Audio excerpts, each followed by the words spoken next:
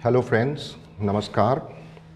It is a pleasure for me to be able to speak today regarding the celebrations of the International Day of Yoga in Belgium and Luxembourg this year. This year's International Yoga Day celebrations are especially significant as we have commenced a 3-year-long celebration of 75 years of India's independence. The India at 75 were launched earlier this year, 75 weeks prior to our 75th Independence Day next year, and will last till 15 August 2023. These celebrations will showcase India's rich cultural tradition and heritage, of which yoga is an important part.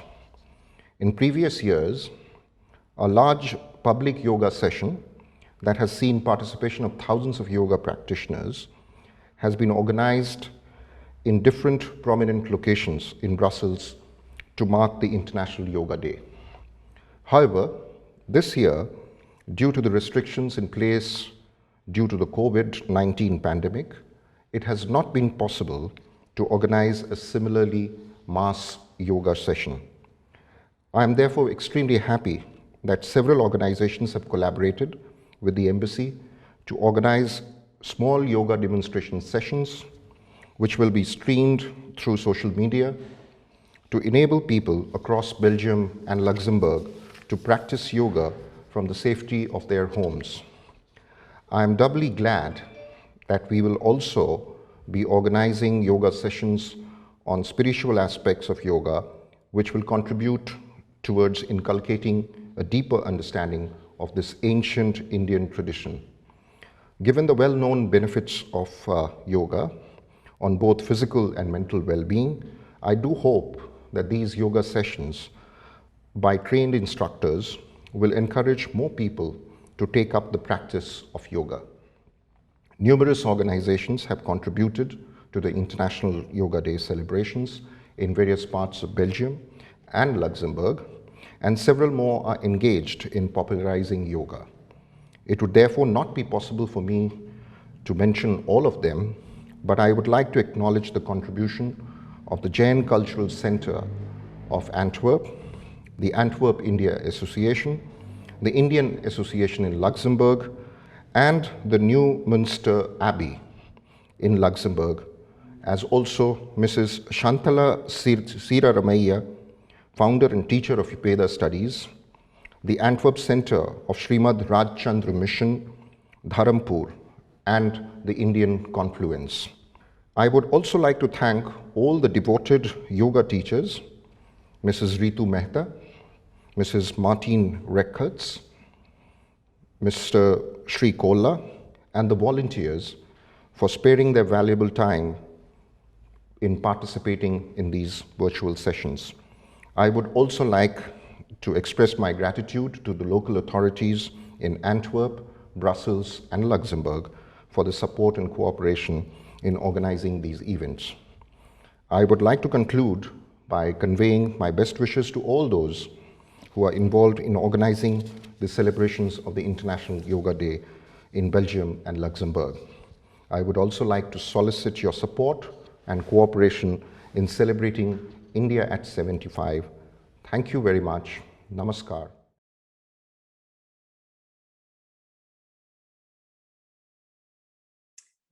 Namaste, everyone, and welcome to the International Day of Yoga 2021.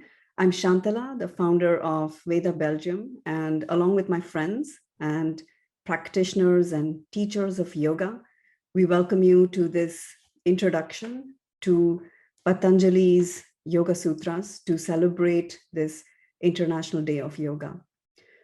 More than ever before, we need the teachings of our ancient Indian texts to help us navigate this global crisis we are all experiencing.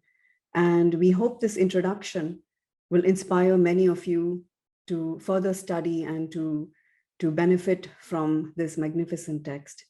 So along with my friends here today, Turner, Valerie, and Luke, we are privileged and honored to bring you this very basic introduction to this magnificent text, and we hope that this will benefit our viewers today and practitioners of yoga today.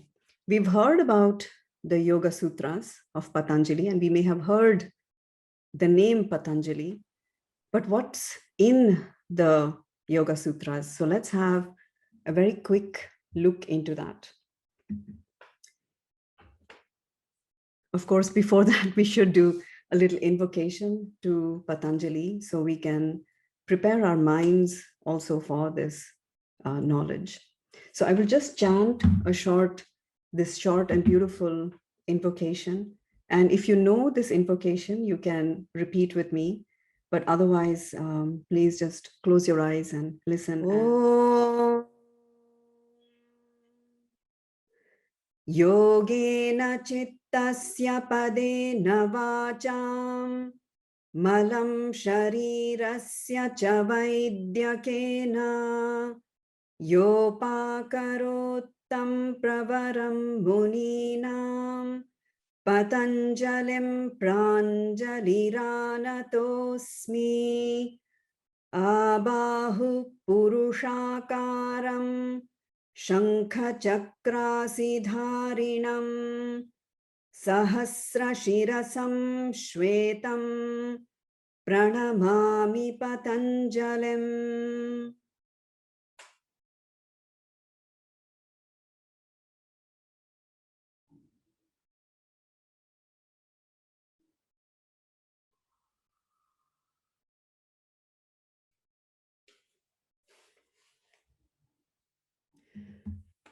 So what are the Yoga Sutras?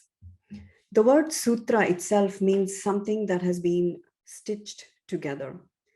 So this magnificent text is basically compiled by Patanjali. This means that it's not something Patanjali invented. This is knowledge from the Vedas that already existed. The practice of yoga already existed, and Patanjali put it together in the form of aphorisms or sutras. Sutra basically is a power-packed, you can call it a seed of knowledge.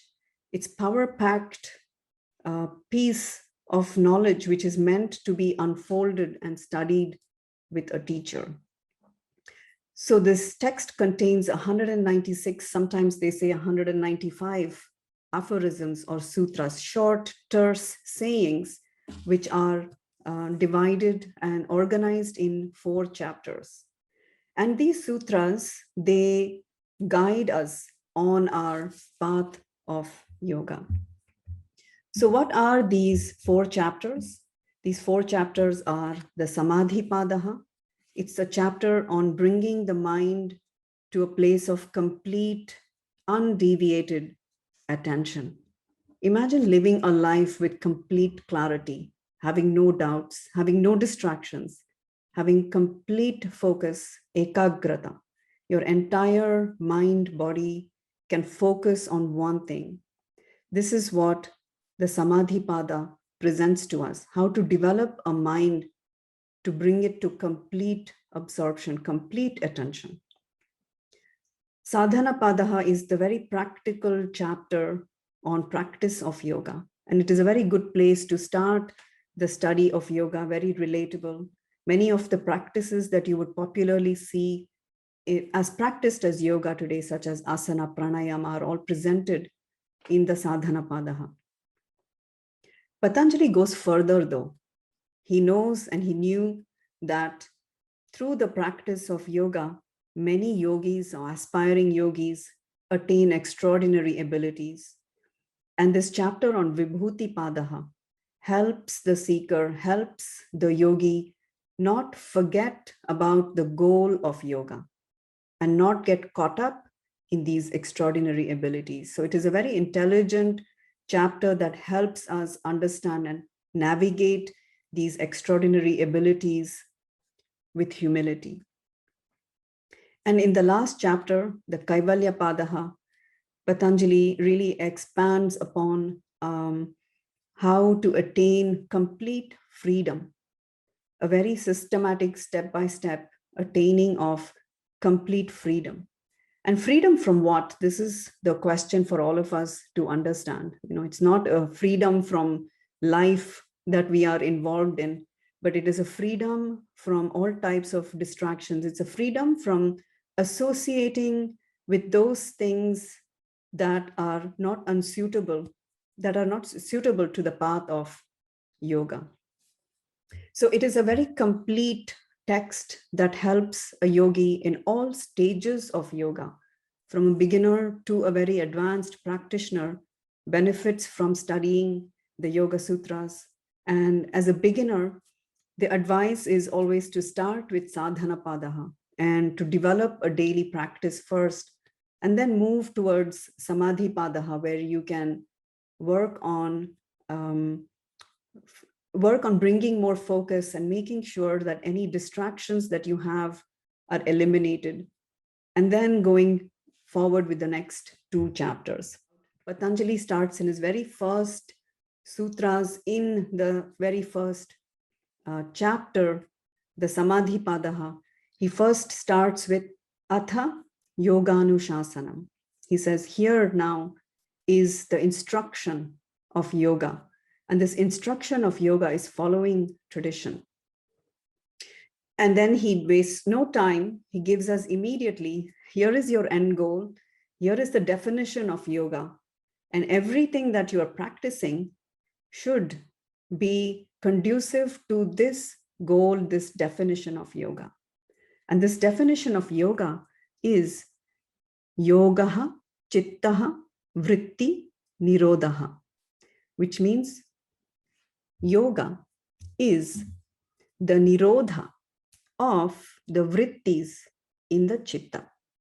What does this mean? So many Sanskrit words, not to be intimidated, but so yoga is the nirodha, or the restraining of vrittis, and vrittis can be all this activity in the mind, the restraining or the channeling of all these vrittis activities.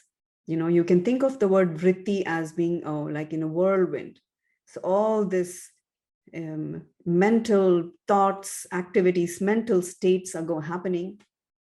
We channel all of that. Where do we channel all of that? In the chitta, in the mind, in the heart-mind space, so we can then live our life intelligently. So yoga is not about withdrawing from society and becoming a monk. Yoga is about channeling and restructuring the mind so we can engage with our life as it is in an intelligent way, fully, joyfully, and intelligently. So this is how Patanjali defines yoga, and we should never, on this path of yoga, forget about this end goal. Our entire life should then be, our lifestyle should then be conducive to this goal of yoga. So Vyasa is one of the most important commentators of this text of yoga. And through his commentaries, we glean a lot of inspiration and information on what Patanjali originally meant about his sutras. So when we talk about this distracted mind, Vyasa actually speaks about it very well. He talks about the different states of mind that we as human beings experience. And many of us, especially the first 3 states of mind, we might all relate to it in one way or the other. So he talks about these 5 states of mind: kshipta, mudha, vikshipta, ekagra, and niruddha. So the kshipta is a very fickle state of mind. Our thoughts are all over the place. Or mudha, where there is a lazy state of mind, or very lethargic, a very heavy state of mind. Vikshipta is where most of us fall into. We have short periods of focus with some effort, but often we are distracted and not paying attention. Ekagra starts to become inspiring. We can contemplate, we can think about what we want to, and not what is around us without effort. So we have more control over our own thoughts. And of course, this last state of mind, the niruddha, is when you're completely determined, disciplined, and you have absolutely no distraction. And for me, that is very inspiring. I wish to attain this state of mind where I can contemplate, where I can tell the mind what to think, what to do, versus the other way around. And this is exactly what Patanjali is helping us move towards. He's helping us move away from the kshipta, mudha, even vikshipta states of mind towards the more ekagra, the more one-pointed, focused state of mind.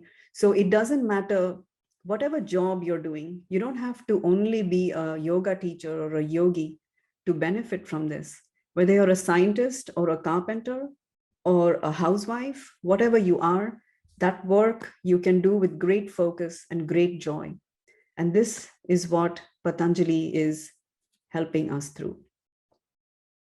So that said, I'd like to invite my friends here one by one to also share their views and their practice and what they have studied about also the Yoga Sutras. So let me first call Valerie to share. Oh, yes, I was on mute. Hello, everyone. Thank you so much for having me. So I would describe myself first and foremost as a yoga practitioner, and only then second a teacher. And I'm also a writer and a journalist. And yeah, I was invited by Shantala ji and by Teune. They both are my teachers. So with Teune, I study the postural yoga of Ashtanga yoga. And with Shantala ji, I am studying the sutras and the Vedas and also like Vedic chanting, which is a very contemplative practice for me. And it's very, very, gives me a lot of peace and calm. And I find that it's an excellent preparation for when I want to meditate. So let me share my screen here. So the sutra that I wanted to talk about today is Sutra 1.12, which talks about Abhyasa and Vairagya. So Patanjali, he presents two ways in order to attain Nirodha, or stillness of the thought waves, or the unhelpful thought waves of the mind. They figure in different chapters. So as Shantalaji already told you, Yoga Sutras are 196 sutras, and they're divided over 4 chapters. So the first one, Samadhi Padaha, Patanjali is like giving us the gist of the story in a reverse way. So he starts with, this is what it is, and then he elaborates upon that. Whereas in a regular book, you would have the gist at the end. But that also means that he presupposes a lot of previous knowledge for the practitioner. So it's quite clear that this chapter was actually meant for someone who had a lot of already background information. So second sutra, he says what it's all about. And in Sutra 1.12, he comes back to, well, how can you do this? How can you attain this goal of yoga, this stillness of the thought waves? And in the first chapter, he says that it can be attained through practice and non-attachment. And we'll elaborate a little bit more on that later. So in order to come back to the first sutra, Sutra 1.12, so what I've said is that chapter 2 is actually more adequate for practitioners who still need to work through some obstacles. But that does not necessarily mean that chapter 1 is not at all relevant to us. So we can still take lessons from that. And one of the sutras that speaks very clearly to me is this one. It says Abhyasa Vairagya Vyantan Nirodha. And it says, if you want to attain this Nirodha, this stillness of mind, then you need in equal measure Abhyasa on one hand and then Vairagya on the other hand. So it's actually presented as 2 balancing scales. So your practice is not more important than your non-attachment. You have to have an equal measure of both practice and non-attachment. Yes. So then if we look at abhyasa, which is practice, but it's practicing yoga diligently and consistently. And when you first read the sutras, if you try to read through it without a competent teacher guiding you through it, you think, what in the world? I'm never going to understand this. But it's actually very logical, because Patanjali, in the next sutras, he elaborates upon, well, what is practice? So he does not leave you hanging there. He or she, we don't know, he elaborates on this. So he says, Satu dirga kala nairantarya satkara sevito dritta bhumi. I probably did that with the wrong pronunciation, but yeah, practice.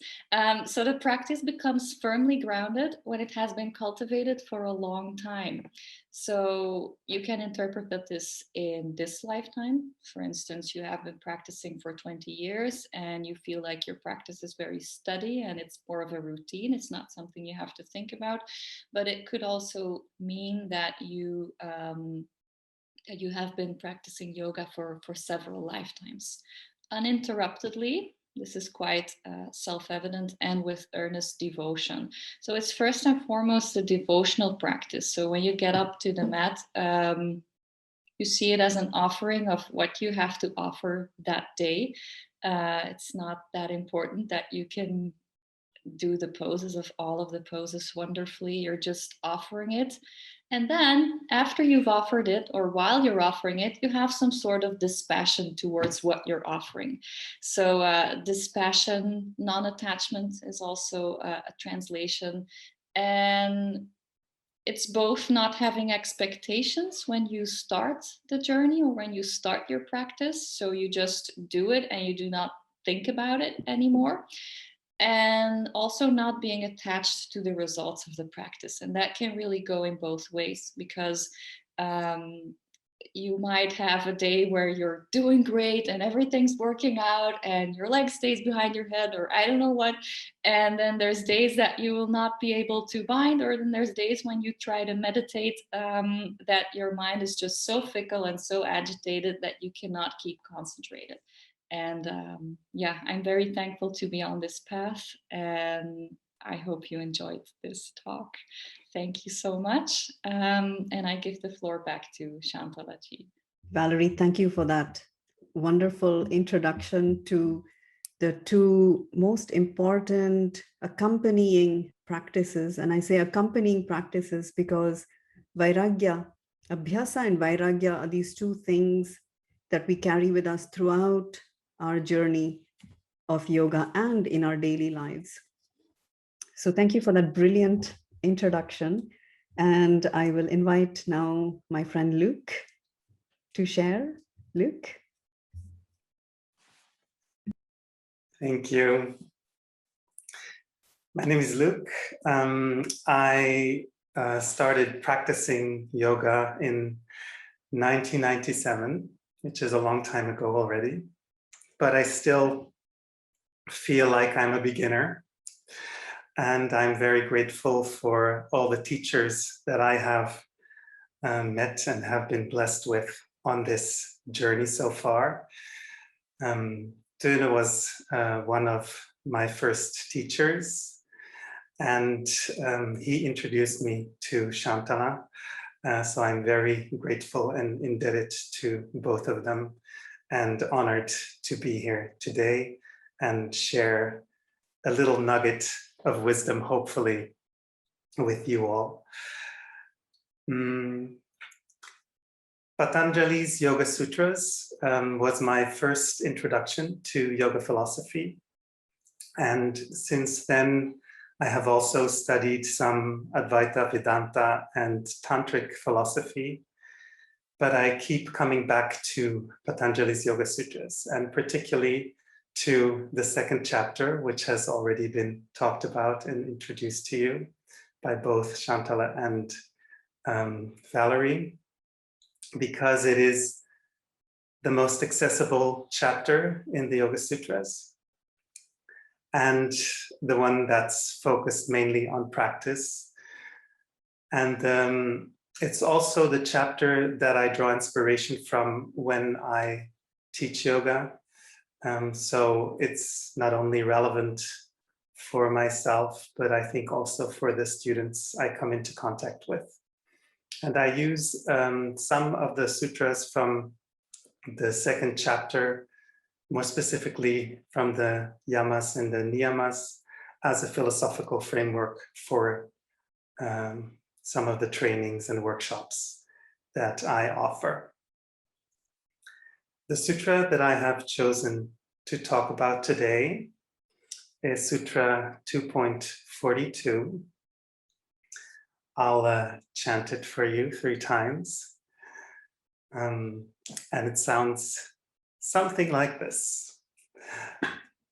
Santosha danuttama sukhalabha. Santosha danuttama sukhalabha. Santosha danuttama sukhalabha. And it can be translated something like along the lines of contentment leads to the attainment of unexcelled happiness. Contentment leads to the attainment of unexcelled happiness. So in essence, it's a happiness formula. Santosha means contentment.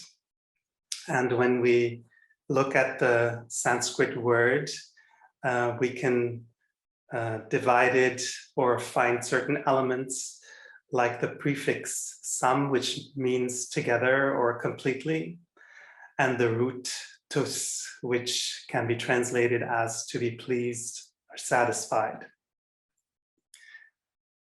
It's the second niyama as described in Patanjali's Yoga Sutra.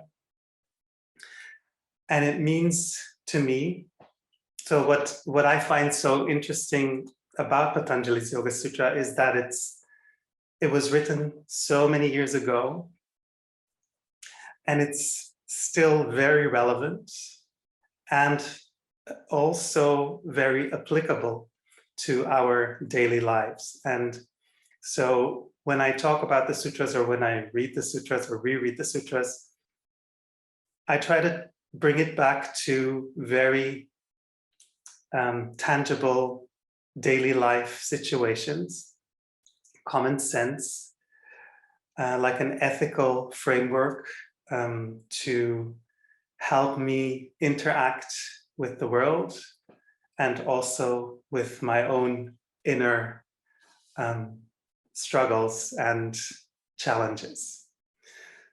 So I try to translate it to make it easier to navigate, and then see how I can apply it both to my yoga practice on the mat and, on the other hand, to everyday living your yoga. Because what we do on the mat may seem to the outsider like a simple physical practice, but I have learned, and this is also what I try to transmit to students that I come into contact with, that this is merely a practice for when we go out into the world and interact with the people close to us, or even with the world at large.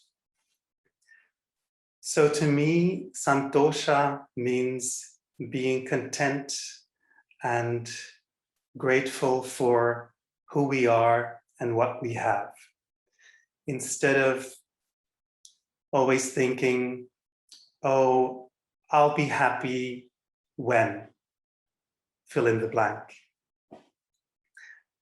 Gratefulness nourishes us and creates a sense of fulfillment. And being content is related to being unattached to the results of our actions, and to finish my contribution. I would like to practice a small, short gratitude exercise with you. So please sit up straight, close your eyes for a moment. You can rest your hands in your lap, on your thighs or on your knees. And just focus on your breath. Take 3 deep inhalations and exhalations.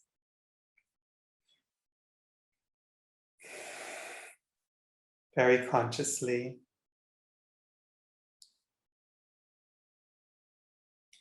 Using the breath to root you.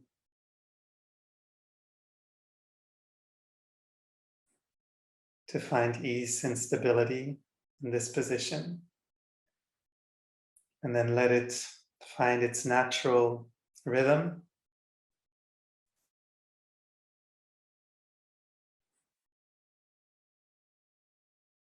At the moment you feel like your awareness is resting in the natural flow of your breath,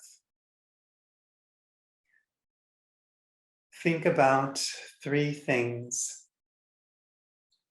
that you can be grateful for in this moment. And they can be very small, simple things.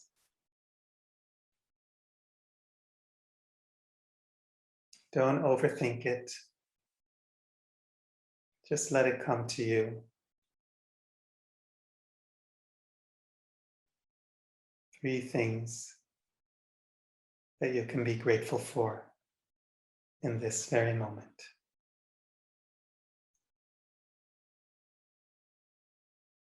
And even if you can just come up with one, that's perfectly fine.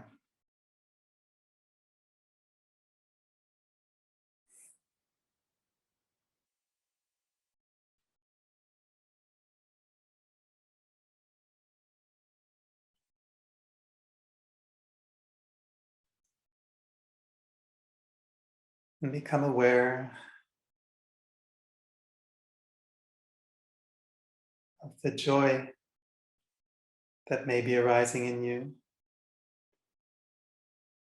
or any other emotion that is flowing through you. Maybe a hint of a smile, maybe a tear, everything in between.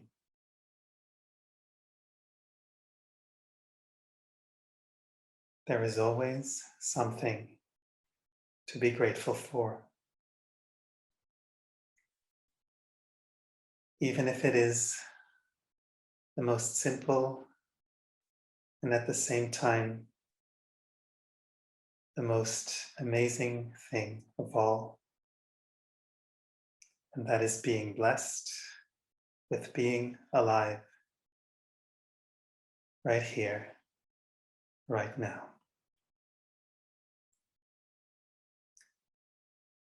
Santoshadanuttama sukhalabha. Santoshadanuttama sukhalabha.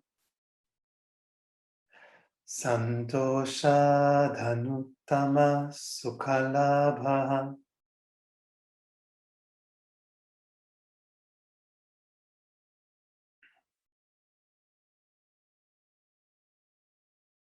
Whenever you're ready,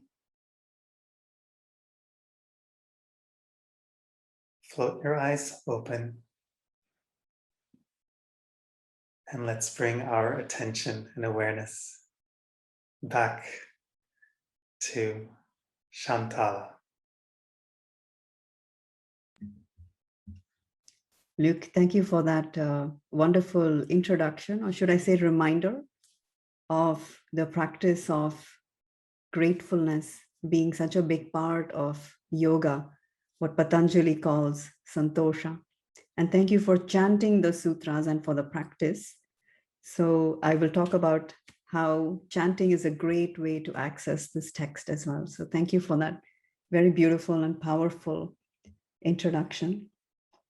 And last but not the least, I will call upon Tona to give us a little insight into what Patanjali speaks about the practice of asana, which has become sort of synonymous with the practice of yoga, postural yoga.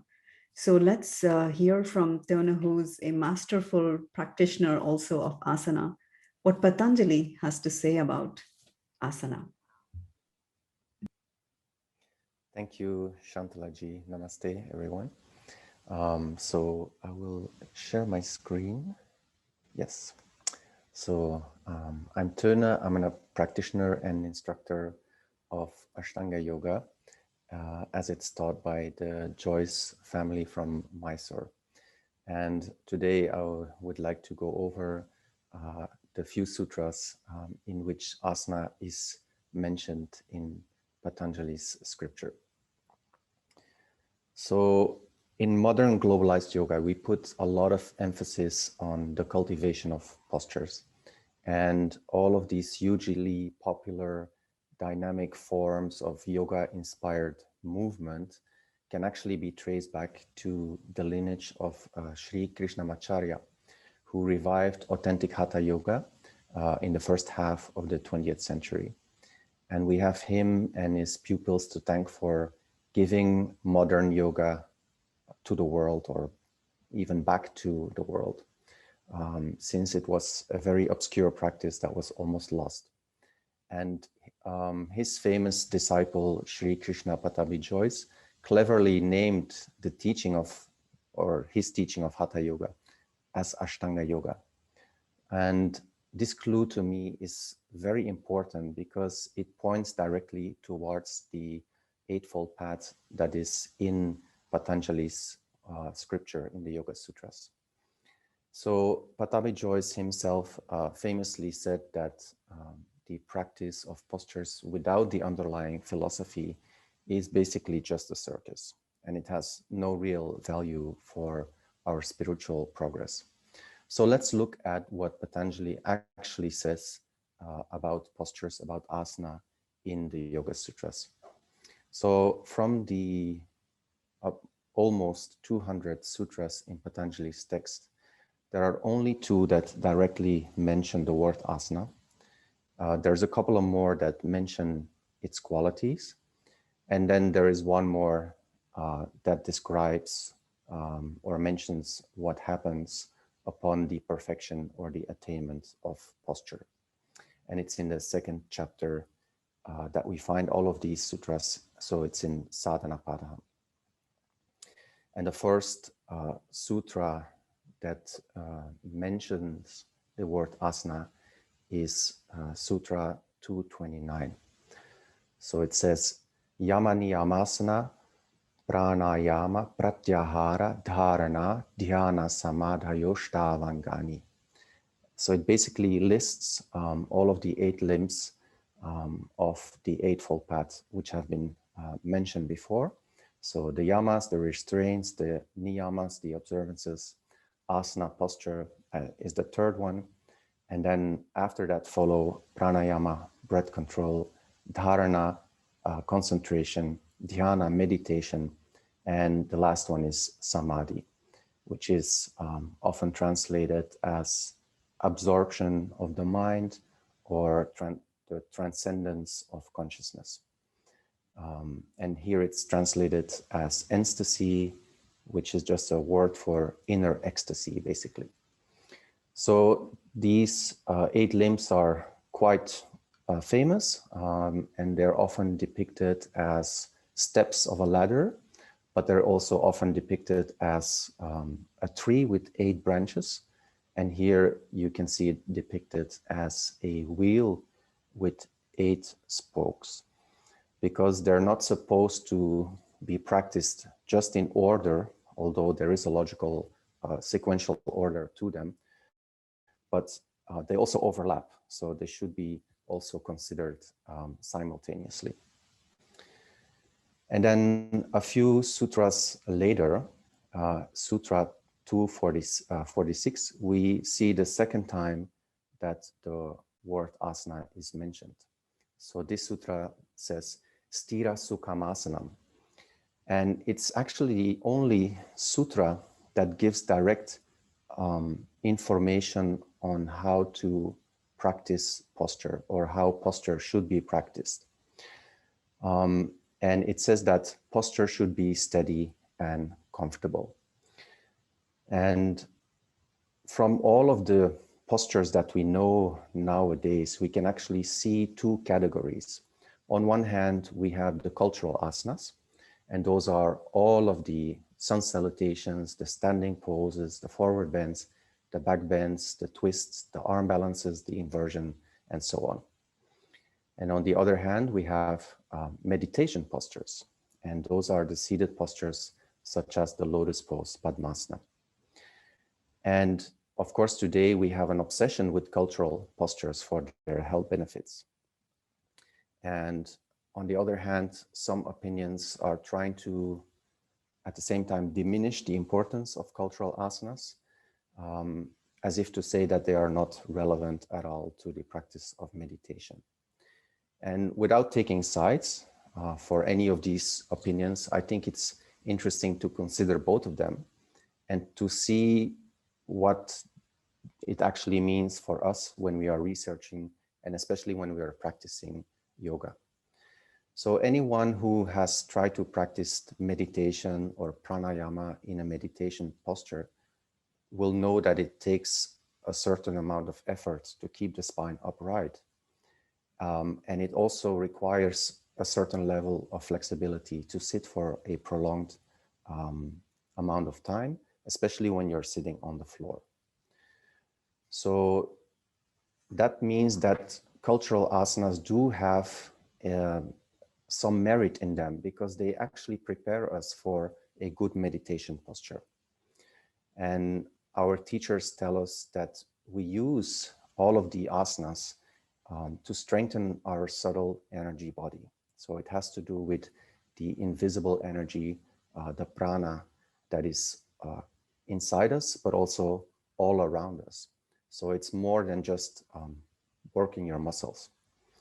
And a healthy energy body is actually a requirement for a steady and enlightened mind. So even the traditional commentaries on the Yoga Sutras, they mention a variety of postures that should be performed up to the point where they are comfortable until there is no more fidgeting. So there is ease or sukha. And some say that a posture should be held steadily for 3 hours before it's perfected, which is quite extreme. But our teachers reassure us that sitting in a meditation posture of your choice for 20 to 40 minutes is already a great achievement. And the next sutra that talks about asana. So this one and the next one actually describe some qualities of the asana as it should be. Prayatna Shaitilyananta Samapatibhyam. So Sutra 247 says that posture or asana is accompanied by the relaxation of tension and a focus on infinity. So posture then becomes perfect not only when there is physical comfort and stillness, but there is also a release of mental effort. And this is very important because at some point we have to stop struggling and stop trying and just be in the pose. And we are always so focused on achieving many postures or a perfect posture. But if we're always focused on linear progress, the mind cannot be in the present. We're actually engaging our mind with a mental image somewhere in the future. And then it's impossible to just be here now. And then also meditation will be impossible. So if there is ambition, then there cannot really be a steady focus on the subtlety of the breath. And if there is a desire for physical achievement or change, there will be a restlessness. And so that's why we focus on the concept of infinity and not on progress.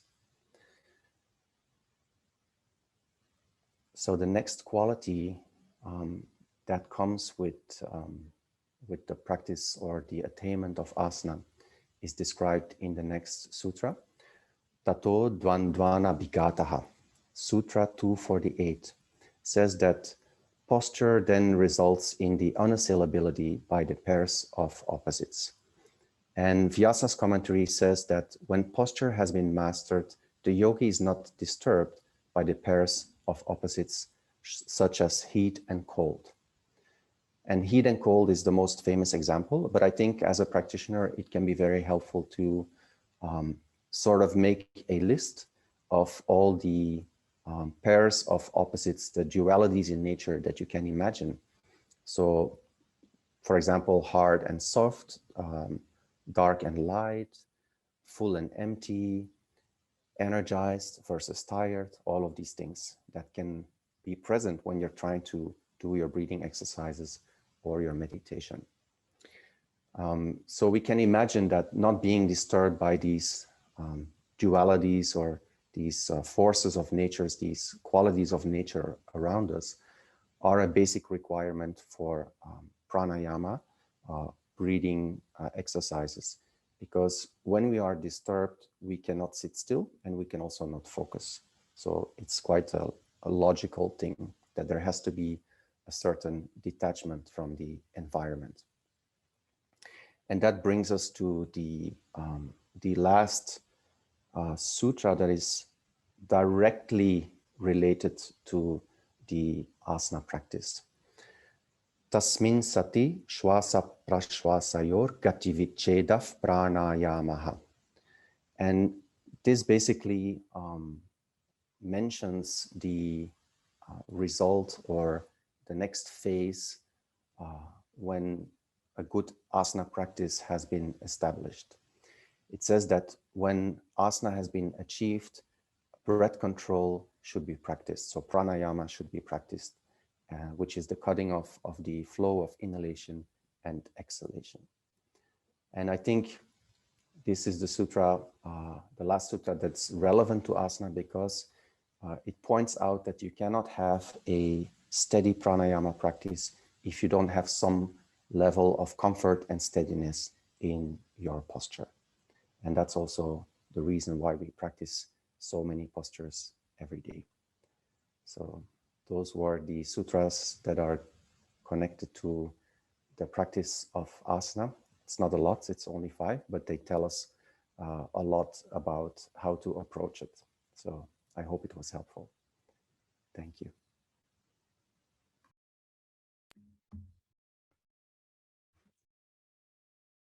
Dana, thank you for that very beautiful introduction to how Patanjali presents asana, which you can see very clearly has a very different goal compared to just improving flexibility or weight loss or, these very superficial goals sometimes we can start off with, which is not a bad thing. But that's why the study of scriptures help us go back, help us, be reminded continuously of what is the goal of yoga. How can one, attempt subtle practices if one cannot sit still? And therefore, the practice of asana is to not be underestimated either.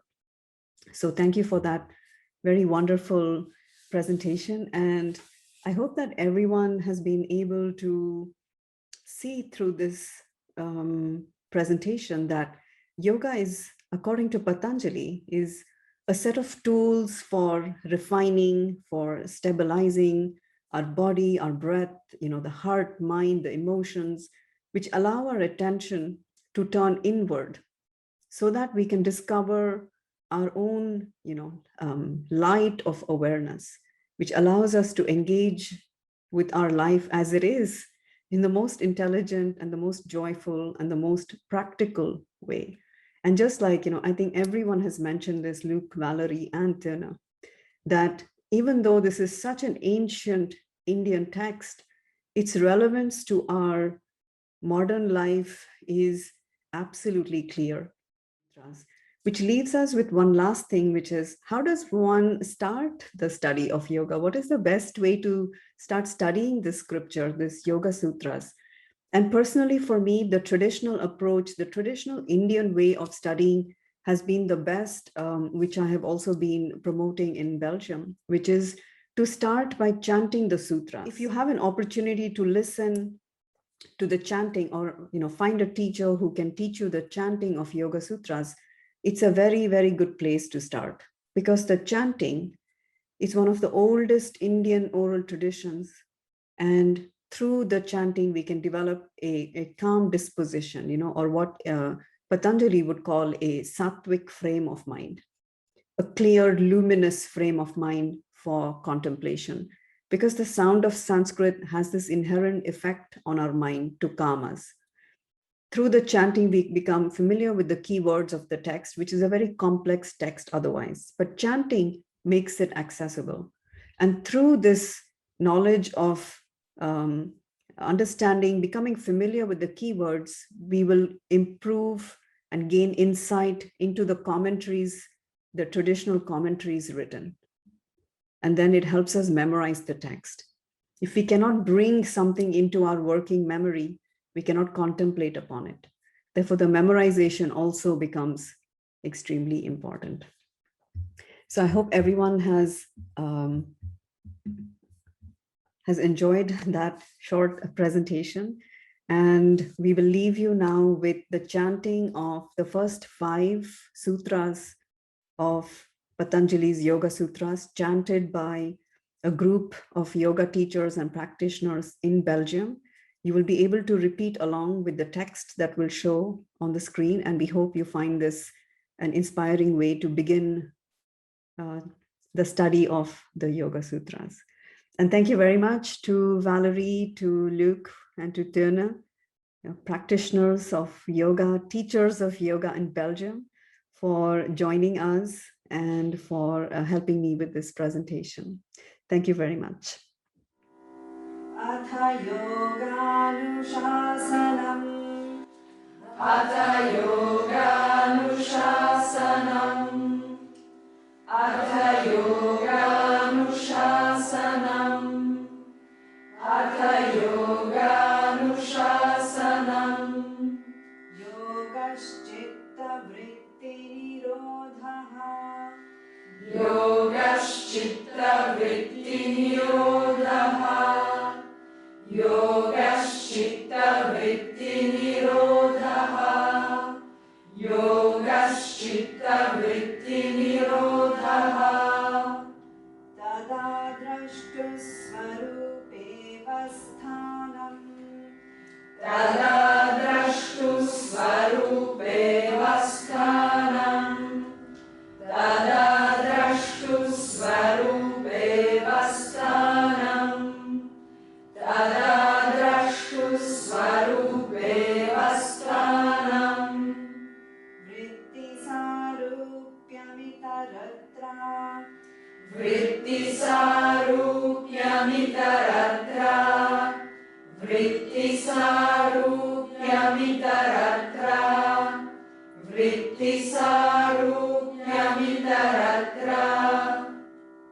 Vrittayah panchatayah klishta klishtaha. Vrittayah panchatayah klishta klishtaha. Vrittayah panchatayah klishta klishtaha. Hello and welcome to this International Day of Yoga. My name is Isha and I am Belgian and Indian, and today I will be guiding you through some yoga postures. I would like to take this opportunity to thank the Indian Embassy in Brussels for their involvement in this International Day of Yoga, and also for giving me the opportunity to share this practice together with you. So we will start. You will need a yoga mat for those exercises. And we will start by doing some kriyas. So kriyas are actually some very gentle movements to just loosen the body a little bit at the beginning of the practice.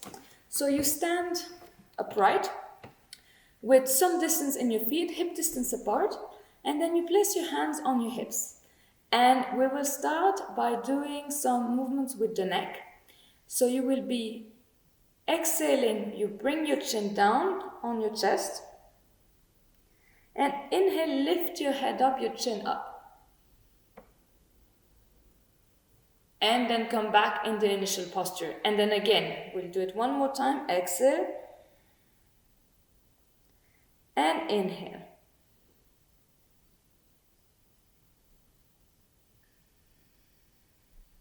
Now, we will be moving our head in the other direction. So on the exhalation, you'll bring your ear towards your shoulder. Inhale, come back. Exhale, other side. Inhale, come back to the center. Exhale again.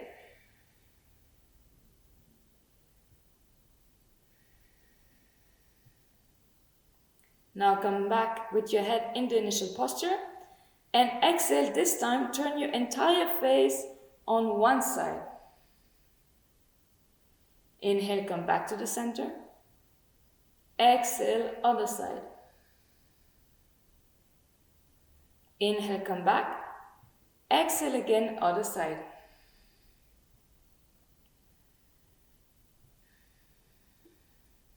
And then come back in the first posture. Now we'll be doing some neck rotation. On the exhalation, again, bring your chin down to your chest. And on the inhalation, start bringing your neck all the way around as if you wanted to make a circle. And then on the exhalation, when you bring back again, your chin towards your chest. Do this a couple of times, following the own rhythm of your breath. And then reverse the movement again.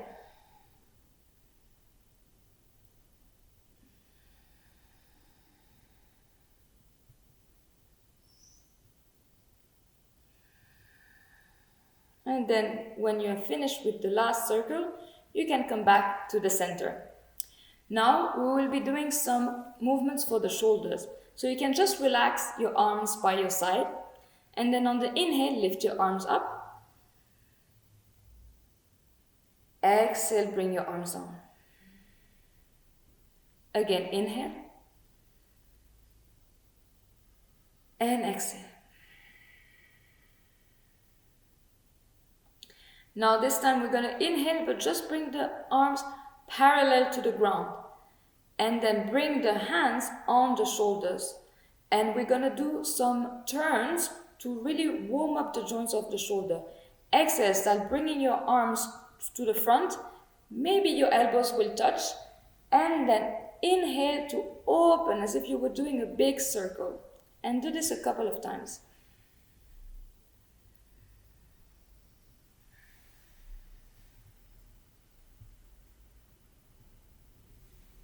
And then reverse. Do these movements slowly with the breath.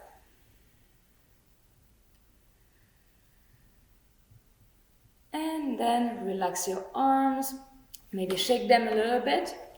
Now we'll do the next exercise. So you always keep your feet at hip distance apart, and you're gonna inhale, lift your arms in front of you. And we're going to just twist to warm up the spine this time. Exhale, bring your arms to one side and look also where your hand is. But your hips are not turning, so you try to keep your hips in front of you. Just the trunk is twisting. Inhale, bring your arms back to the center.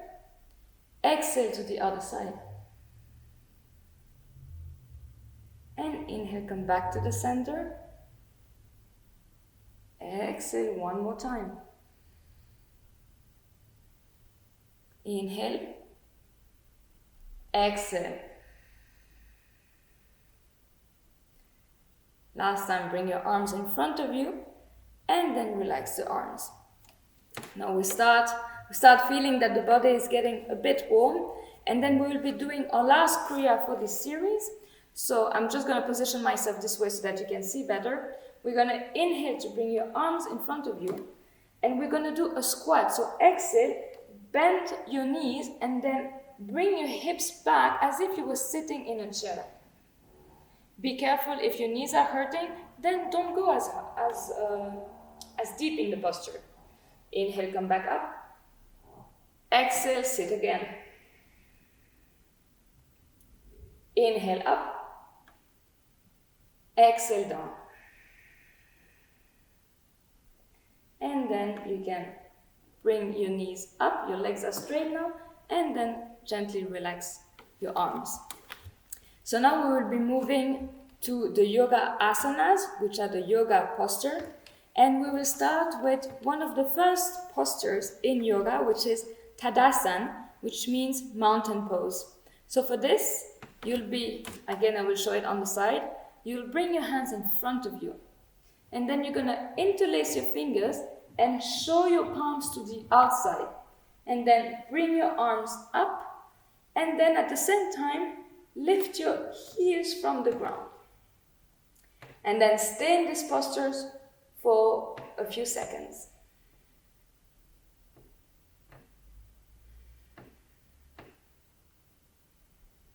And then slowly bring your heels down and then release the arms and then bring again your arms by your side. Now we'll move to Vrikshasana, which is the tree pose. Some of you maybe know it already. So for this, we will be planting our right foot in the ground and then we'll lift the left foot. So there are different variations here. So you can bring your foot all the way on your thigh, but if you have tight hips, that might be a bit difficult. So maybe you'll want to bring a bit lower on your leg, maybe on your calf, for instance. Not on your knee. Don't put any pressure on your knee. And then when we do that, we tend to bring the hip like this a little bit. So you actually want to like straighten the entire body. Engage your core. Continue to press that left foot in your leg. And then from here, we're going to inhale. And then bring your arms up. What will help you in tree pose is to look at something in front of you. Don't look at the screen. Look at something that is right in front of you and then focus on this point, and that will help you to keep your balance. Couple of more seconds here.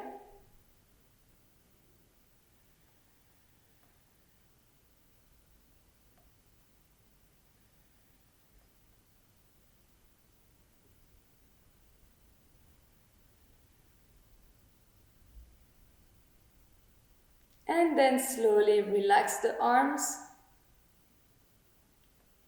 And then bring again the left foot on the ground. Reset a little bit before doing the other foot. So this time we'll have the left foot planting in the ground. And the right foot will come and then placing it again on your leg. The whole body is engaged here. And then again, inhale to bring your arms parallel to the ground. Lift your palms towards the ceiling and then join your palms together above your head. And stay focused, but don't hold your breath. Continue to breathe calmly.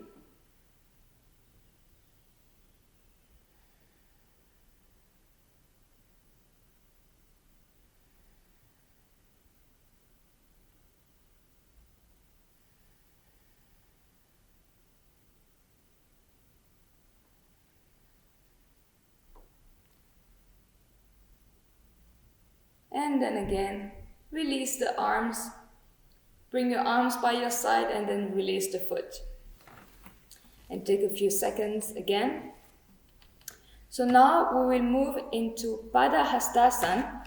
For this, I will need to move the camera a bit. So for this, we're going to bring our feet at hip distance apart again. We're going to inhale to lift your arms up. And then exhale, hinge at the hips. And then you're going to come all the way to the floor and then try to bring your hands on the ground. Maybe your palms will be touching the ground, and that's great. But if you feel that this is a bit too much, then just bend your knees, and this is totally okay too. And then relax your head.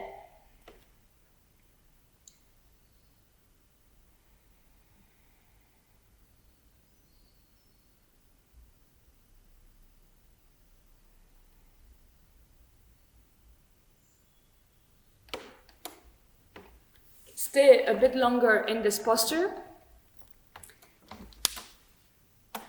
And with every inhale, try to imagine that you can lengthen your spine a bit more.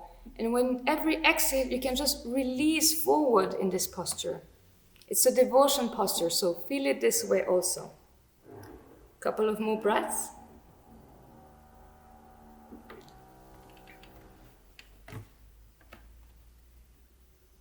And then again, you can lift your hands and lift your arms again all the way up. And then release them by your side. So we will do one more standing posture, which will be we'll do actually two more. One will be Ardha Chakrasana. So for this one, we're gonna again be standing. Same as always, feet at hip distance apart. And then you're gonna bring your hands at the back. So more or less where your lower back is.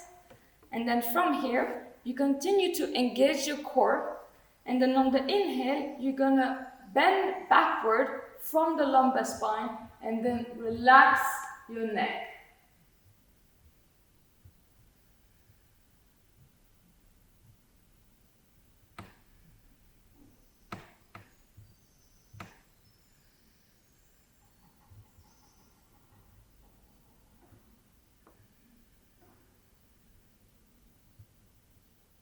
And then inhale to come back, very slowly, and then relax. Now we will move to Trikonasana. I'm sure some of you already know this posture. So Trikonasana means triangle.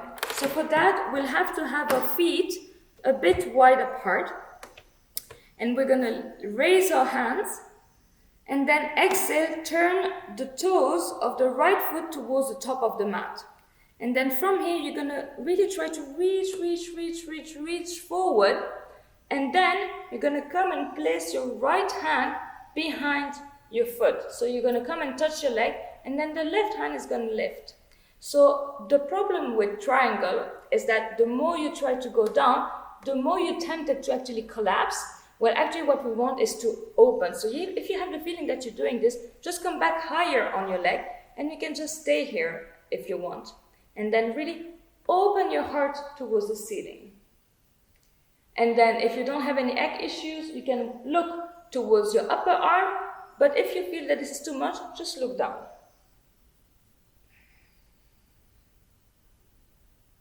And then stay in this posture, strong posture.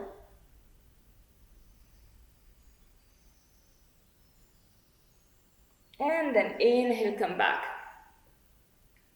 So we'll do the other side now. Exhale, turn the toes from the right foot again when like the others, and then relax your arms. And now we're gonna do the other side. So you're gonna inhale, lift your arms, and bring your toes of the left foot towards the back of the mat. So again, sometimes it is tempting to really have the hip that is going on the other side. So try to bring the hip in the middle. You bring your arms parallel to the ground, and then again, we reach, and then we just turn the arms towards the ceiling for the upper arm, and towards the foot for the lower arm. And again, we open the chest.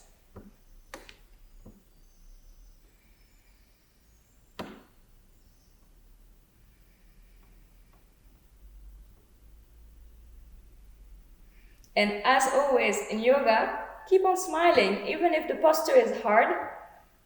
Keep the breath alive.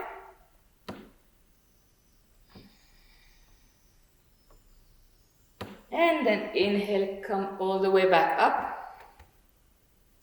And and then relax. So now we'll be moving to the seated postures. So again, I will be moving the camera a bit so that you can see better. So the first posture will be Bhadrasana. So for this, we will start with a first pose in yoga, which is this one, staff pose. So you just straighten your legs, toes are pointing towards the ceiling, and then you come and place your hand on the floor and you push into your hands to have a straight spine. Dandasana. And then from here, you're going to bend your knees and then bring your feet close to your seat with the sole of the feet together. From that, you try to bring the soles of the feet as close as you can to really have a deep hip opening here. You come and take your feet, and then the idea is to use this connection to lengthen your spine. And then from here, you can close your eyes for a few seconds.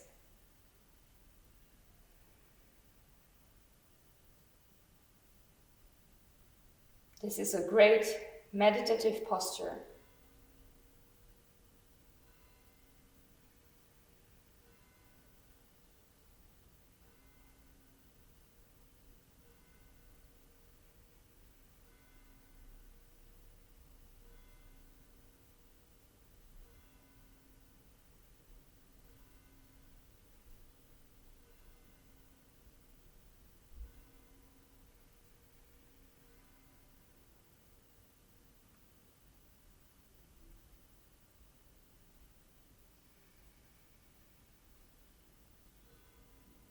And then slowly you can come and open your eyes.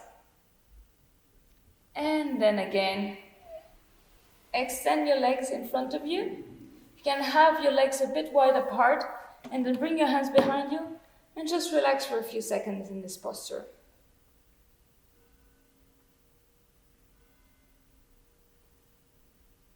Now the next posture will be Vajrasana. So for this, we're going to come and bend both our legs, and we're going to bring our feet behind us and then come and sit on our heels. And then relax the hand. If this is uncomfortable, and it can be, maybe you have some problems with your ankles or even with your knees, what can help is that if you put a little cushion here so that there is not that much of a contact, and if this is too hard for the knees, you can also sit higher, put some blocks or more pillows, and then you just stay like this, okay? Whatever works for you. But if you're fine with this posture, just sit on your heels, bring your palms on your knees, and again, come and close your eyes for a few seconds.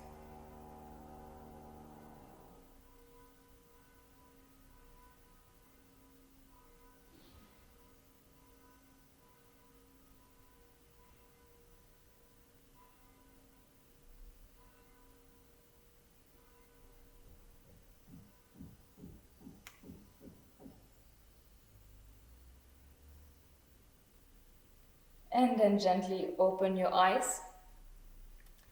And now we're going to move to the next posture, which is Ardha Ustrasana.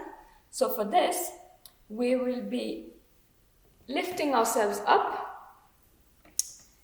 And then, just going to put this a bit higher. So your knees are in contact with the yoga mat. And then from here you come in again, just as Ardha Chandrasana that we did, Ardha Chakrasana that we did a bit earlier, you bring your hands on your lower back. And the really important thing is to protect the lower back, engage your core. So don't let the belly pop out, really engage everything you have here in the core, and then slowly on the inhale, gently bend backward and relax the neck.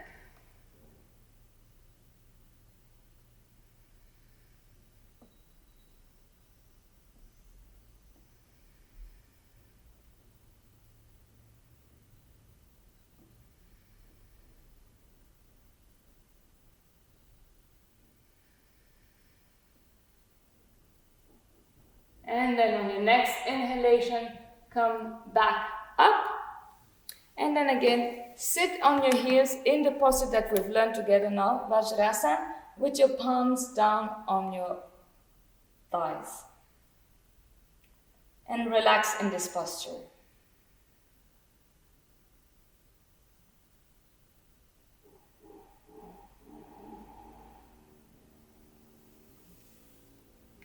So now we will move to our next posture. And we put it like this, which will be Shashankasana. So for this, what we will be doing is, again, sitting in Vajrasana, and then we're gonna just have our knees a bit wider, and then have our palms down on the mat in front of us. And then from here, this is a very relaxing posture, you'll see.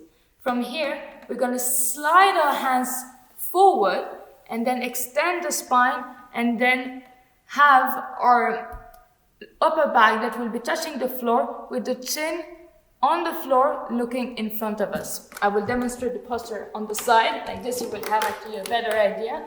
So we slide in front and then we look forward. Always breathing in a relaxed manner.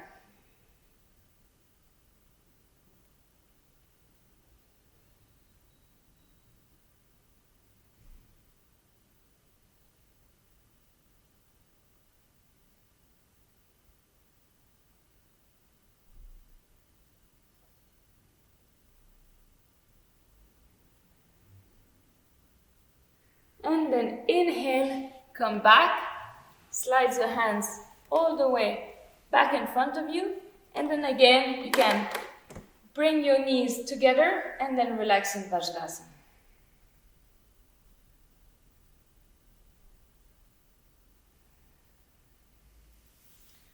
For the next posture, we will still start in Vajrasana, and we'll be doing a posture that is called Uttana Mandukasana, which means actually the frog. So for this, again, we start in our initial posture of Vajrasana, then we open the knees to have the knees wider apart. And then from here, we inhale, we lift. I will do this one in front so that you can actually see better. And then we lift the arms. And then we're gonna bend the elbows and then cross the hands in front of each other so that we can touch opposite shoulder blades. And then you can close the eyes and relax in this posture. But then again, try to keep the posture. So when you inhale, you try to open. And when you exhale, you relax the shoulders.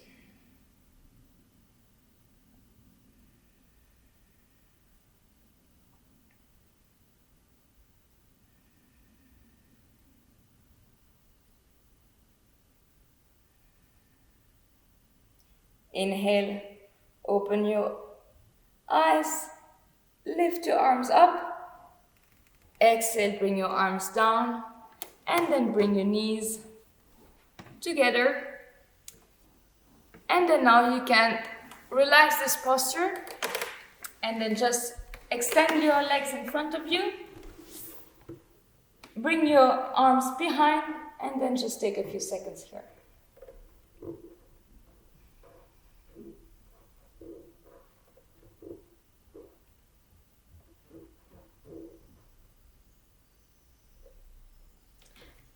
Our next posture will be Vakrasana, so that's a twist.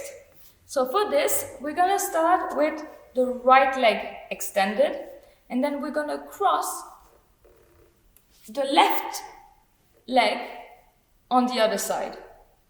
The left hand is gonna come at the back, and then we're gonna take the right arm and we're gonna hug or bend knee with this right arm as if we wanted to give it like a little hug. And then from here, and this is the whole part of the twist and why it's so important, we inhale, we straighten the spine. Really, it's all about lengthening. There's no point twisting if you don't have this length in the spine. If you twist like this, then you lose all the benefit from it. So you really try to lengthen, try to really be tall, and then from here, then you can twist and then look at the back.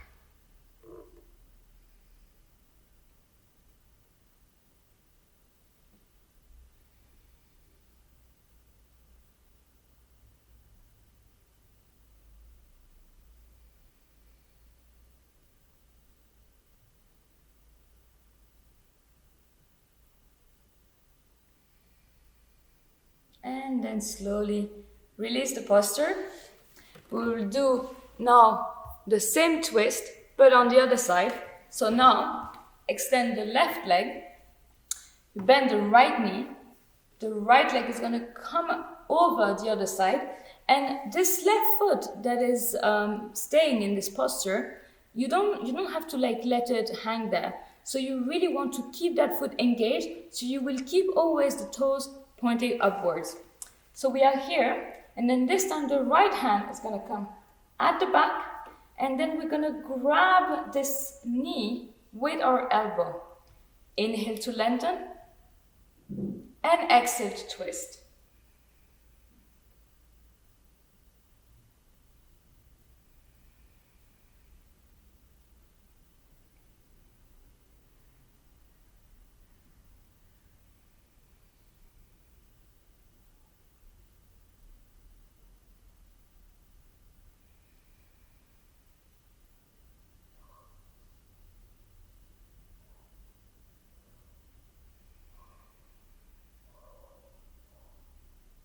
And then gently release the twist. You can relax the trunk, the upper part of the body, and then extend the other leg. And then again, just take a few seconds to relax in this posture.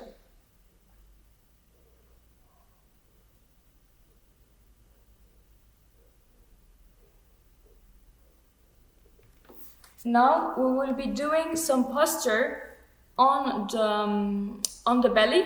So for this, we're gonna have to switch and then come flat on the belly. The first posture, it's a very relaxing posture. It's called Makarasan, and it's called the crocodile. So for this, you need to have your legs slightly apart, toes pointing outward, and then you're just going to bring your arms in front of you and relax your face on your arm.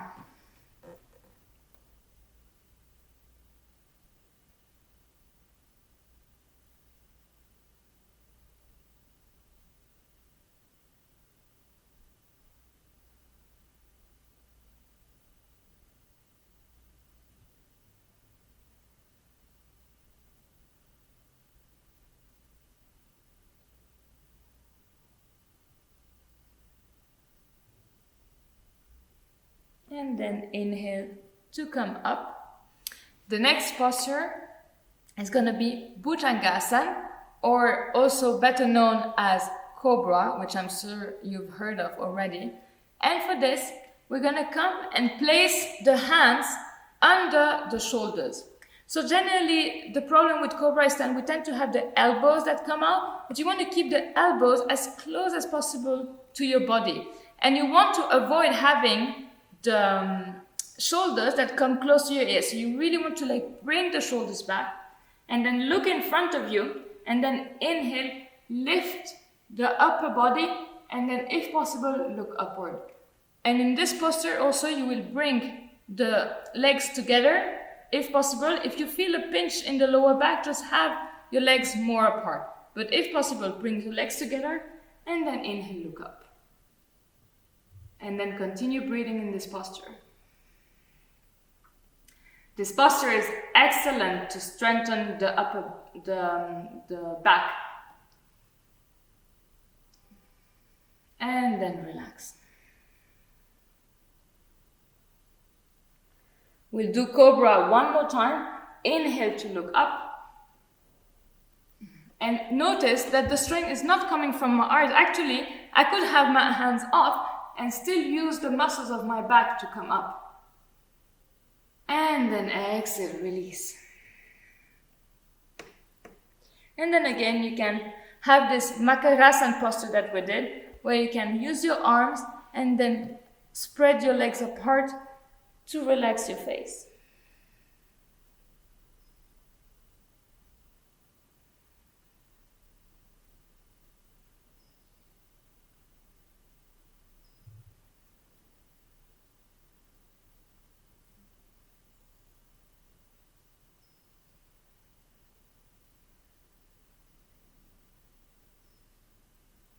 The next posture will be Shalambasan, and for this we will be again stay in the same posture, so we are lying on our belly. We bring the legs together, and this time we bring the arms by the side along the body with the palms facing down, and then we relax the chin on the ground. And then we're gonna come and lift our legs.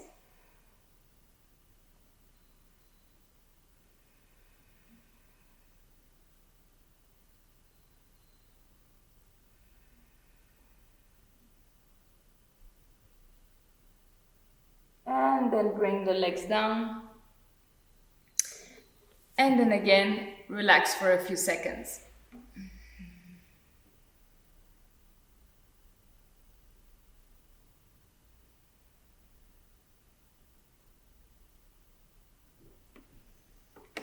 For the next part of the practice, we're gonna flip completely and we're gonna come on the back. So for this, we're gonna be doing first Setu Bandhasan. So first, everyone is gonna come on the back. And Setu Bandhasan is also called as a bridge pose. So for this, you're gonna come lie down on your back, then bend your knees.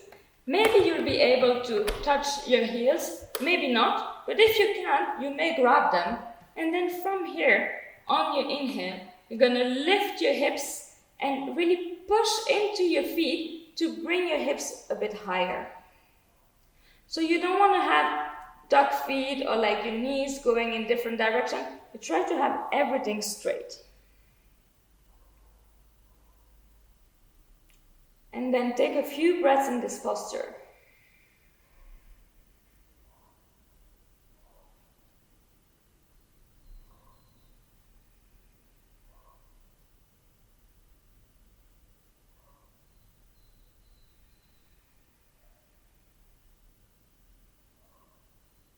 And then exhale, bring your hips down, vertebra by vertebra, slowly feel every point of contact with the ground.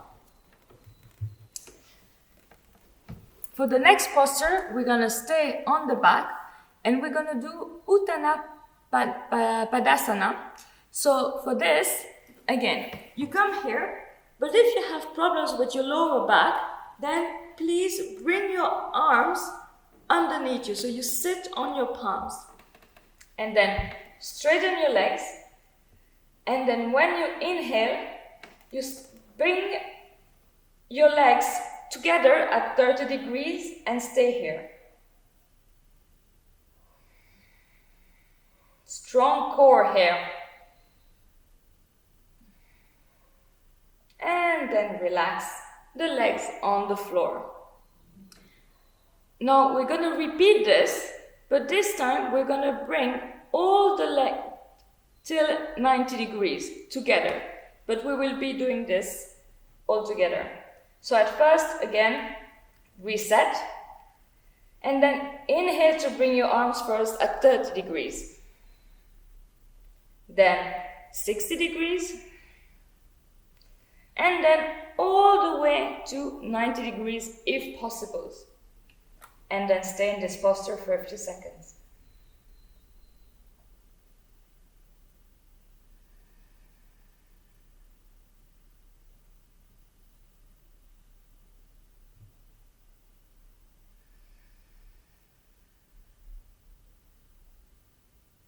And then relax the legs on the floor.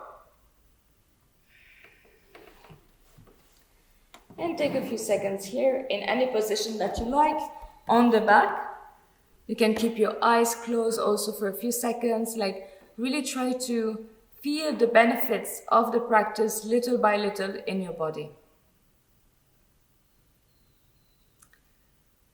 Now we will be moving into our last posture on the back before we go into the relaxation, Shavasana, which you also probably know for some of you. So we will be doing first Pavanan Muktasan, and for that, again, we're still on the back. And then from here, you bend your knees, and then you grab your shins, and then you inhale, you lift your upper body, and you try to, as if you wanted to touch your nose with your knees.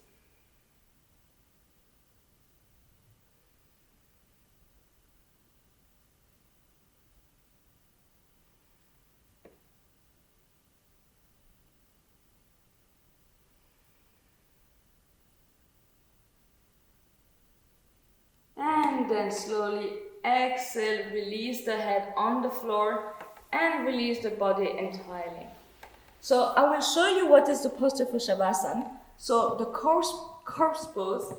So you just like have your legs wide apart, toes rolling out, and then you just relax your arms and do not hesitate to have your arms a bit far away from you, palms facing up to like open the shoulders a bit more. So stay in this posture and close your eyes.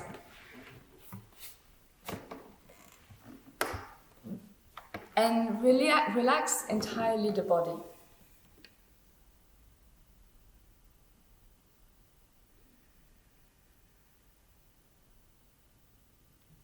With every inhale, feel your lungs being filled up.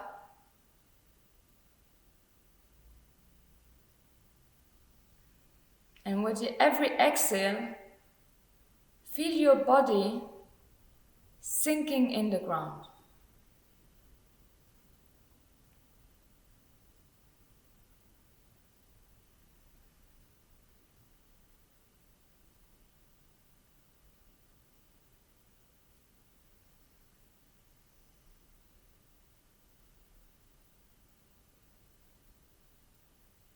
And notice your breath.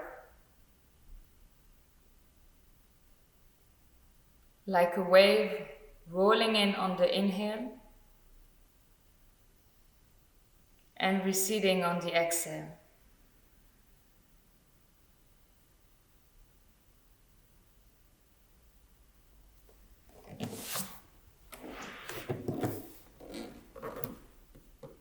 In Shavasana, there is nothing to do.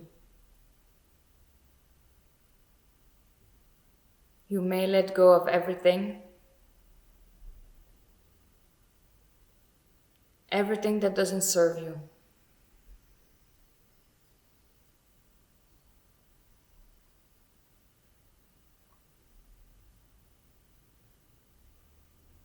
Feel all the points of contact in the floor.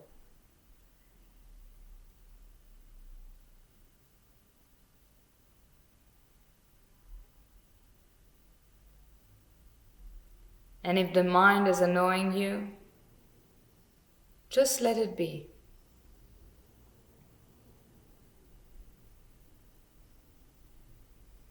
Notice all those thoughts, but as if they couldn't affect you.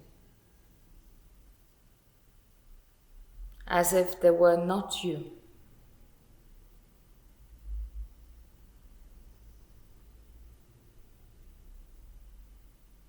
And rest in your pure awareness.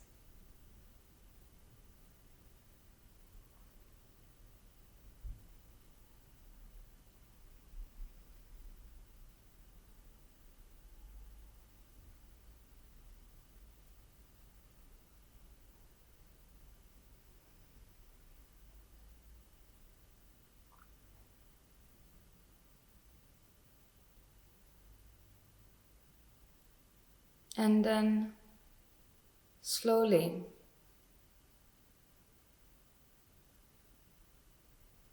come back to the room.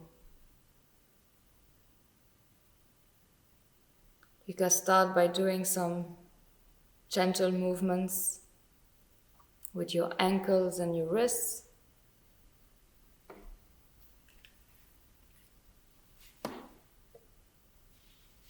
Maybe stretch both your arms above your head and give yourself a really nice, well-deserved stretch.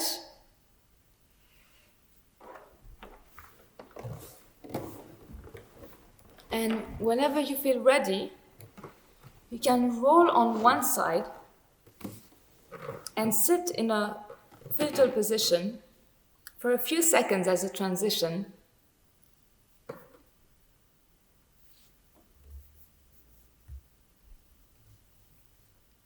And then with one hand, push yourself back up and come seated with your legs crossed. And take a few seconds here. You may join your hands in Anjali Mudra with your palms pressing against one another, relaxing the shoulders. And just take a few more seconds here.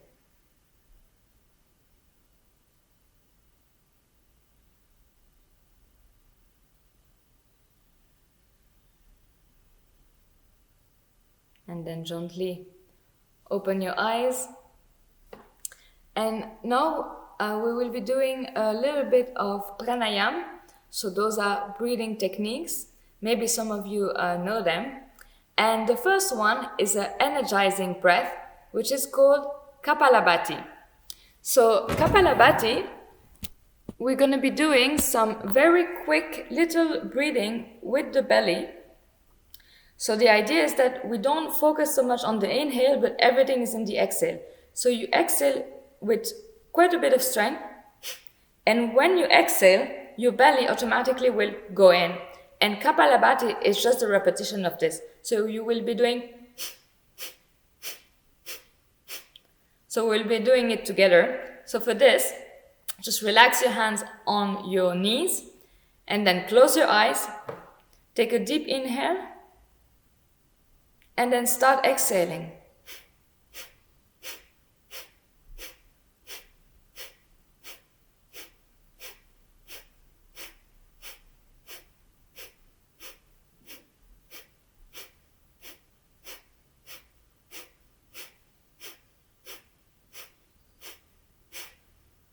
Exhale deeply, and then breathe normally. So this is one round of Kapalabhati, and we will be doing 2 more. So whenever you're ready, again, close your eyes, take a deep inhale, and then start exhaling.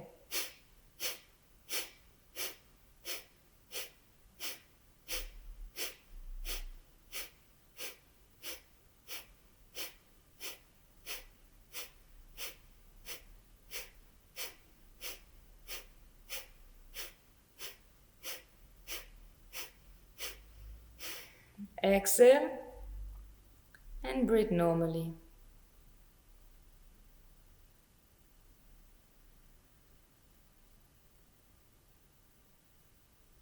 Last round of Kapalabhati.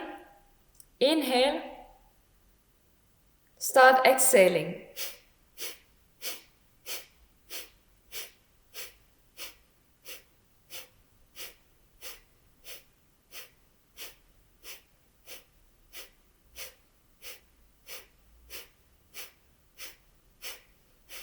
Exhale, and then resume having a normal breath.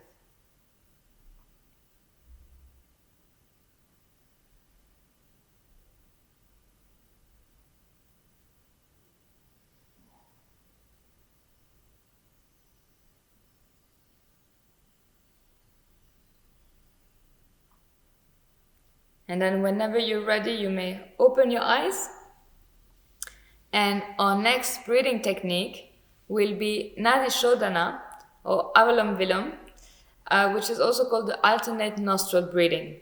So for this, you will need your right hand, and then you will place your ring finger on one nostril and your thumb on the other nostril. So what happens actually with the index finger and the middle finger? You have two options. I personally like to leave it on the space between the eyebrows. That helps me also to focus. But if this feels uncomfortable, you can also just bend the fingers. So you decide whatever you prefer. So I will be guiding you through, and then we will be doing this in silence by ourselves. So place ring finger and your thumb. And then we're going to start inhale with the right nostril. And then at this moment, you close the left nostril with your ring finger. Just the right nostril. Retain your breath by closing both nostrils. And then exhale, close the right nostril, exhale through the left nostril, so the other one. And then we do exactly the same thing, but reverse. Inhale through the left. Hold, close both nostrils. Exhale through the right. Inhale through the right. Hold. Exhale through the left.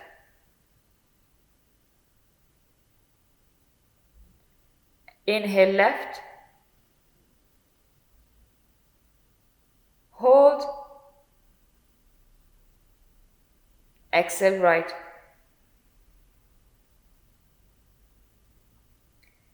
Inhale right.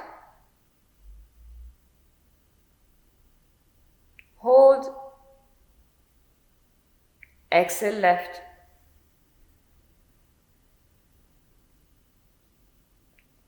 Inhale left. Hold. Exhale right.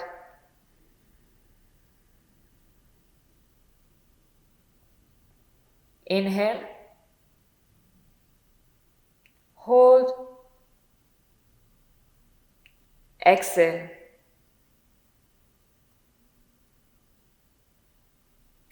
Inhale. Hold. Exhale.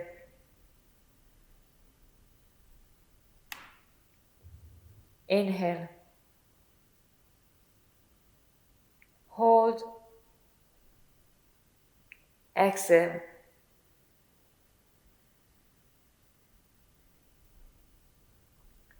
Inhale. Hold. Exhale.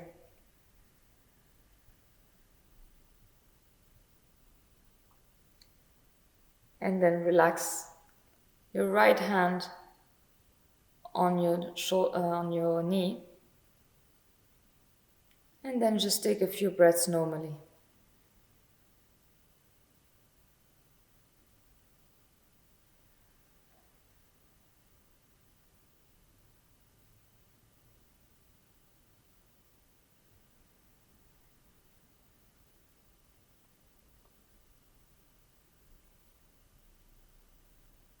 And then gently open your eyes. The next pranayam will be Sitali. So this is a cooling breath, so really useful in the summer. So the idea is that we inhale actually normally through the nose, and then to exhale, for those of you who know how to do it, you stick your tongue out and then you roll it. And then you exhale through this little pipe. If this is difficult for you, because I know that not everyone knows how to do it, you just put your lips forward and you just make a little hole with your lips. So this is also an option. So we'll be doing this a few times. You may close your eyes if you want to. Inhale through the nose. Exhale through the mouth.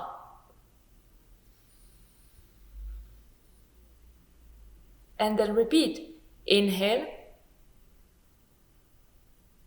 Exhale.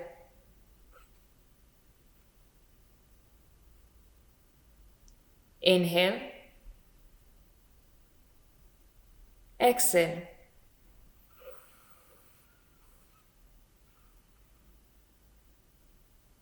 Inhale. Exhale.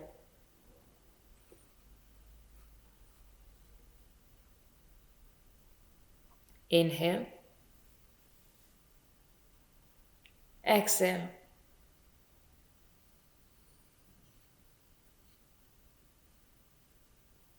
Inhale. Exhale.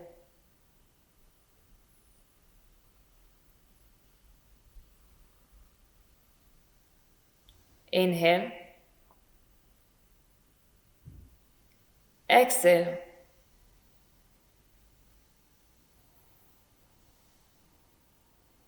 Last time, inhale. Exhale. Now keep a normal face. Keep your eyes closed and breathe normally.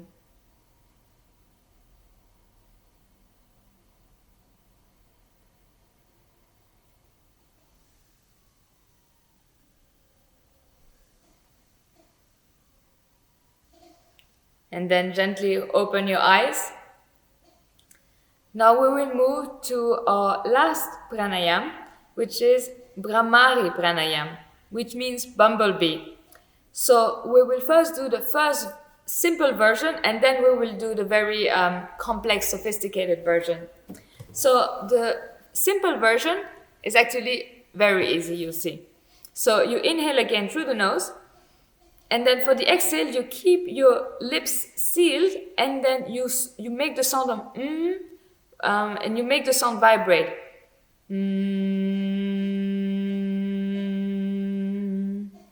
And we will be just repeating this. Inhale through the nose. Exhale.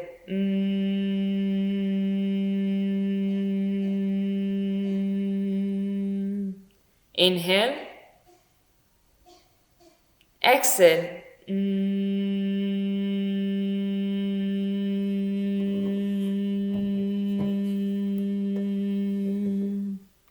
Inhale. Exhale.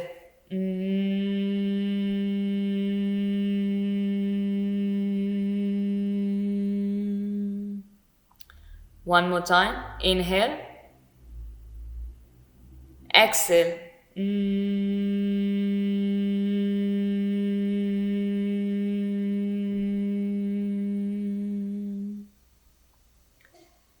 And then again, keep your eyes closed and breathe normally. Relax.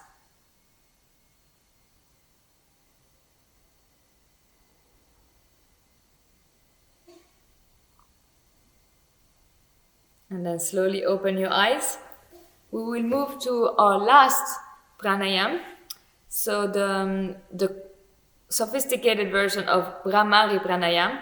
For this, we're going to need all our fingers, and we're going to place the fingers first on the eyes, then on the nose, and then on the lips, or just above the lips and then underneath the lips. And then this way, we're going to do exactly the same breathing. So inhale through the nose, and then when we exhale, we have the lips closed and we do the same, but this time with our fingers on the face. So inhale.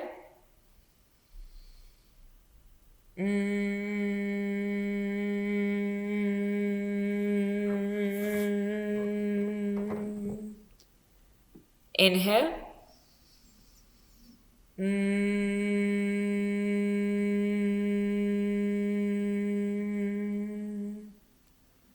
Inhale.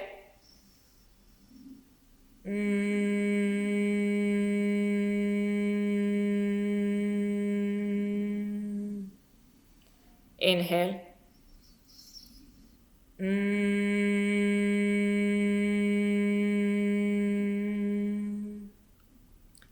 And then relax the hands on your lap.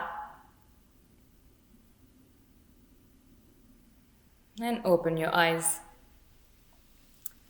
The bumblebee pranayama is a really good breathing technique against insomnia, or if you have any kind of other like sleeping issues.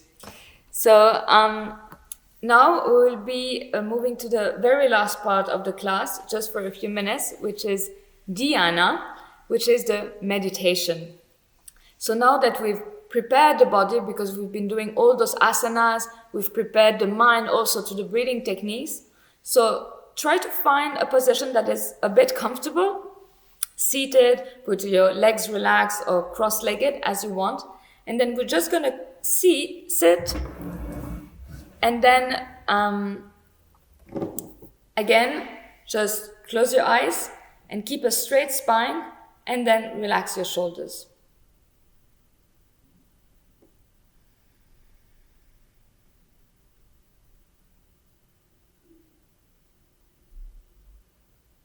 And then keep the focus on the breath.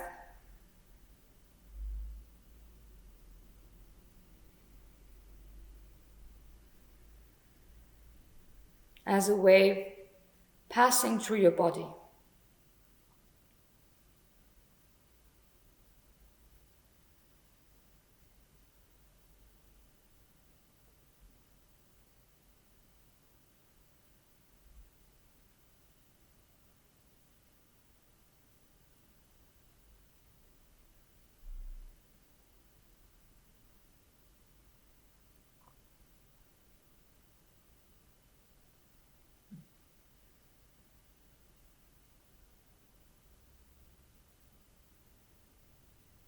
And if you're having lots of thoughts in your mind, just let them come and go.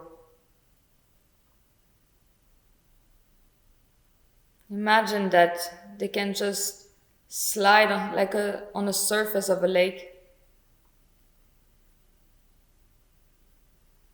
But you can be detached from them.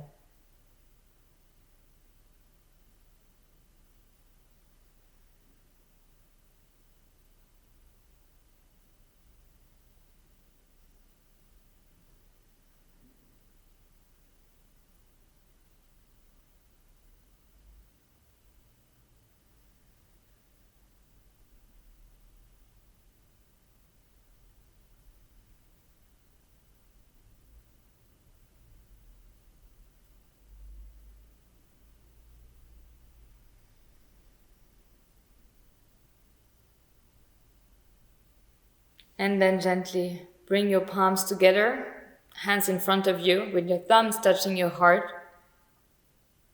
You may keep your eyes closed if you wish. And we will close this practice with one sound of Om. Take a deep inhale for Om.